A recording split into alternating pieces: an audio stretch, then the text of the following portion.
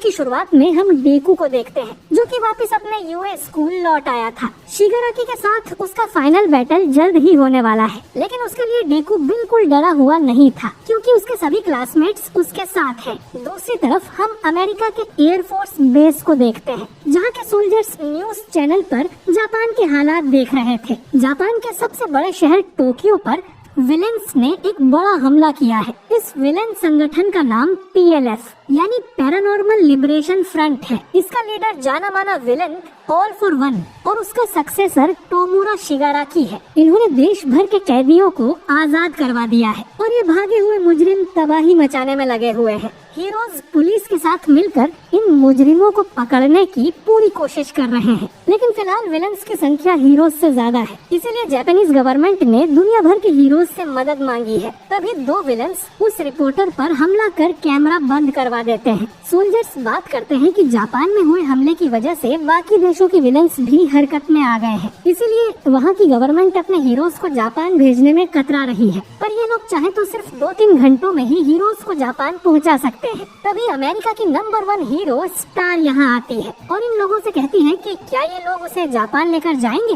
इसके बाद स्टार करीब 12 जेट्स के साथ जापान के लिए निकल पड़ती है। ऐसा वो खुद की मर्जी से कर रही थी, क्योंकि ऑल माइट ने खुद उससे मदद मांगी है। ऑल माइट को वो अपना मास्टर मानती है, तो उसकी मदद के लिए वो हमेशा तैयार है। इसके बाद हम ऑल फॉर वन को देखते हैं, जो कि एक छोटे से आइलैंड की गुफा में छुपा हुआ था। ऑल फॉर वन कहता है कि हीरोज और पुलिस भागे हुए मुजरिमों से निपटने में इतना बिजी है कि ऑल फॉर वन को ढूंढने का उनके पास टाइम ही नहीं है, जिससे वो ये हाइड एंड सीक का गेम जीत रहे हैं। स्पिनर कहता है कि अगर वो देश छोड़कर भाग जाते तो भी उन्हें कोई ढूंढ नहीं पाता, जिस पर ऑल फॉर वन कहता है कि ये उसका लक्ष्य नहीं है, उसका अगला गोल है वन फॉर ऑल को हासिल करना। स्पिनर पूछता है कि फिर उसका फाइनल गोल क्या है। ऑल फॉर वन बताता है कि वो एक लंबी जिंदगी जीना चाहता है, लेकिन अब उसके सामने सबसे बड़ी रुकावट आने वाली है। ऑल फॉर वन के दुनिया भर में कनेक्शंस हैं। ऑल माइट ने जापान से तो क्राइम खत्म कर दिया था, लेकिन बाकी देशों में ऐसा नहीं है। एक बार वहाँ के विलेंस भी तबाही मचाना शुरू कर दे तो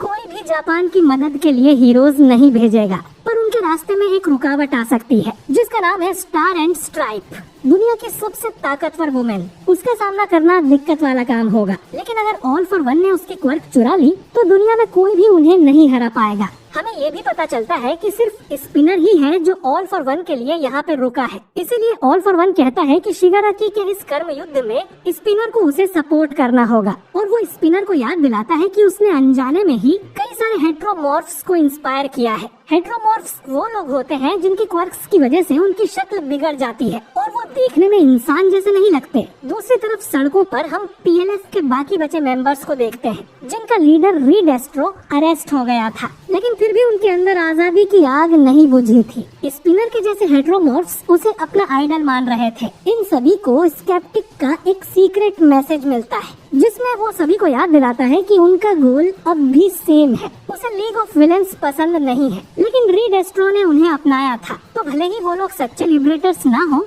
फिर भी इन लोगों को उन्हें फॉलो करना है। शिगाराकी जब सब कुछ तबाह कर देगा, तब ये लोग एक नई दुनिया बनाने में उनकी मदद करेंगे। दूसरी तरफ हॉक्स, बेस्ट जीनिस्ट और एंडेवर स्टार से मिलने जा रहे थे, जो कि जल्द ही यहाँ पहुँचने वाली है। उससे मिलने के बाद ये लोग आगे की प्लानिंग करेंगे। तभी इन्हें इमरजेंसी मैसेज आता है कि स्टार के लैंड होने से पहले ही उसके सामने अचानक ही कोई आ गया है। ये और कोई नहीं बल्कि शिगाराकी था, जो कि उड़ने वाले नोमों पर खड़ा था। स्टार उससे पूछती है कि क्या तुम ही ऑल फॉर वन हो, पर एक फाइटर पायलट उसे बताता है कि ये ऑल फॉर वन नहीं बल्कि शिगाराकी है। ये सिर्फ अपने छूने से ही किसी भी चीज को डिस्ट्रॉय कर सकता है। इसके पास सुपर पावर, सुपर रीजनरेशन और EMP ब्लास्ट की भी क्वर्क है। इसके बाद पायलट्स अपने जेट्स की शील्ड ऑन कर देते हैं ताकि उन पर EMP ब्लास्ट का असर ना हो। पायलट स्टार से पूछता है कि वो लड़ेंगे या भागेंगे, जिस पर स्टार कहती है कि वो लड़ेंगे और सभी फाइट के लिए तैयार हो जाते हैं। स्टार सभी पायलट्स से कहती है कि अगर वो मारे गए तो स्टार उनकी लाशें उनकी फैमिलीज तक जरूर पहुंचा देगी। वहीं इधर शिगाराकी को कुछ अजीब सा लग रहा था। वो जानता था कि वो शिगाराकी है, लेकिन उसके साथ ही वो ऑल फॉर वन भी है। जब से वो जागा है तब से उसे यही लग रहा था। अब शिगाराकी एयर कैनन, हैवी पेलोड और रेडियो वेव को मिलाकर एक बड़ा सा अटैक करता है, लेकिन स्टार और बाकी जेट्स इस अटैक को डॉज कर देते हैं। शिगाराकी को स्टार की क्वर्क पता थी, लेकिन फिर भी स्टार को कॉन्फिडेंस था कि वो ही जीतेगी। अब स्टार अपनी क्वर्क का यूज करती है, जिसका नाम है न्यू ऑर्डर। इसमें स्टार किसी भी चीज को टच करके जब उसका नाम लेती है तो उस चीज पर वो कोई भी नया नियम लागू कर सकती है। अब स्टार अपने आसपास की हवा को छूकर कहती है कि उसके सामने 100 मीटर तक की हवा गायब हो जाए, और ऐसा ही होता है। शिगाराकी अब सांस नहीं ले पा रहा था और वो और उसका नोमू दोनों ही नीचे गिरने लगते हैं। शिगाराकी को ये क्वर्क बहुत पसंद आती है और अब उसे भी ये क्वर्क चाहिए थी। वही स्टार को पता था कि शिगाराकी इतनी आसानी से तो नहीं मरने वाला है,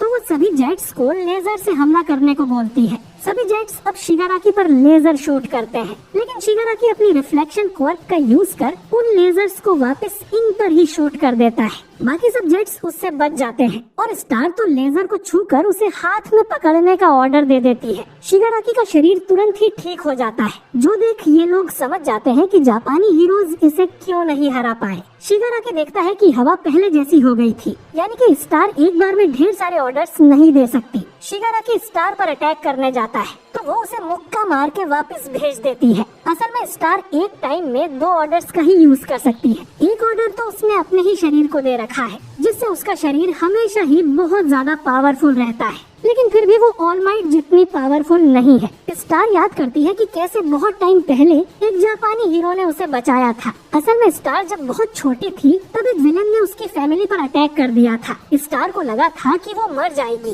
लेकिन ऑलमाइट नाम के हीरो ने आकर उसे बचा लिया था। तभी से ऑलमाइट स्टार का रोल मॉडल और मेंटोर है और वो भी उसकी तरह शांति कायम करना चाहती है। इतना कहकर स्टार शिगाराकी को पकड़ लेती है। शिगाराकी कहता है कि वो जहाँ भी जाता है सब ऑलमाइट की बातें ही क्यों करते हैं। स्टार ने अब शिगाराकी को छू लिया था और वो उसका नाम लेकर कहती है कि अगर शिगाराकी 1 इंच भी हिला तो उसका दिल धड़कना बंद कर देगा। और शिगाराकी सोचता है कि ये जाल में फंस गई। असल में ऑल फॉर वन अब भी शिगाराकी के साथ फ्यूज होने की कोशिश कर रहा है। ऑल फॉर वन कहता है कि नॉर्मली तो उसे शिगाराकी के साथ फ्यूज होने में सिर्फ 2 महीने ही लगने चाहिए थे, लेकिन शिगाराकी की नफरत इतनी ताकतवर है कि वो अब तक सिर्फ 98% पर ही पहुंच पाए हैं। लेकिन बहुत जल्द ही ये दोनों आपस में पूरी तरह से फ्यूज हो जाएंगे। तब ना तो ये शिगाराकी रहेगा और ना ही ऑल फॉर वन, बल्कि इन दोनों के मिलने से एक अलग ही शैतान का जन्म होगा। शिगाराकी कहता है कि वो ऐसा बिल्कुल नहीं चाहता।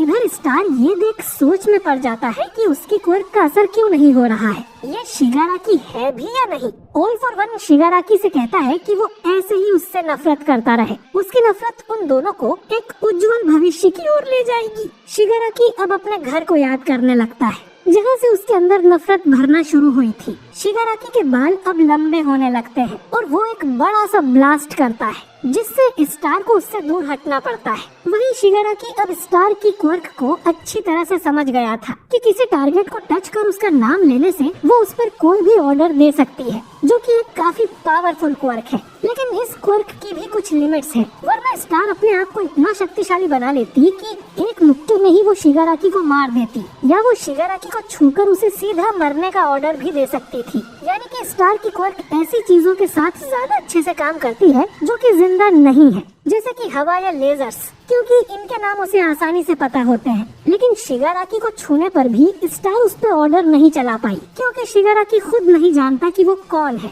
वो शिगाराकी है या ऑल फॉर वन। जिंदा चीजों पर ऑर्डर करने के लिए दोनों पार्टीज को पता होना चाहिए कि उसका नाम क्या है, लेकिन निर्जीव चीजों के साथ ऐसा नहीं है। शिगाराकी इस क्वर्क को टेस्ट करने के लिए मरा जा रहा था। पायलट्स अब स्टार से पूछते हैं कि उन्हें क्या करना चाहिए, जिस पर स्टार कहती है कि कमांडर एगपर को संदेश भेजो कि वो जल्दी से यहाँ पर मिसाइल से अटैक करे। पायलट ये सुन चौंक जाता है, क्योंकि वो ऑलरेडी बिना परमिशन के यहाँ पर आए हुए थे। पर स्टार कहती है कि शिगाराकी अब सिर्फ जापान के लिए नहीं बल्कि पूरी दुनिया के लिए खतरा बन चुका है, तो उसे मारने के लिए इन्हें अमेरिका वाले हथियार यूज करने पड़ेंगे। अब स्टार फिर से हवा को ऑर्डर देती है कि वो उससे 1000 गुना ज्यादा बड़ा शेप ले ले, और फिर इस शेप का यूज कर स्टार शिगाराकी को एक जोरदार मुक्का मारती है। अब क्योंकि स्टार को शिगाराकी का असली नाम नहीं पता, तो उसे ऐसे ही उससे लड़ना होगा। स्टार फिर अपने दोनों हाथों से शिगाराकी को कुचलने लगती है इसके बाद सभी जेट्स की लेजर को इकट्ठा कर वो एक बड़ी लेजर बनाती है और उससे भी शिगाराकी पर अटैक करती है।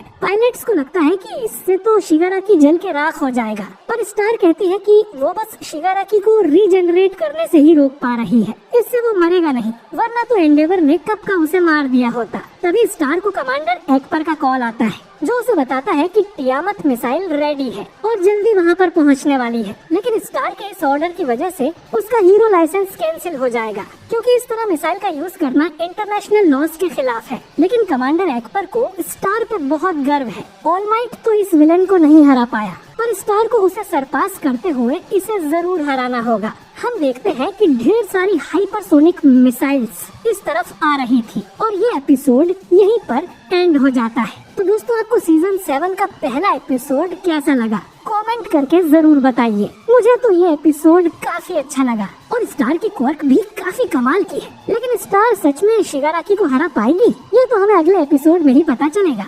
बाकी वीडियो अच्छा लगा हो तो इसे लाइक और शेयर जरूर कीजिएगा। मैं मिलता हूँ आपसे बहुत ही जल्द अगले वीडियो के साथ।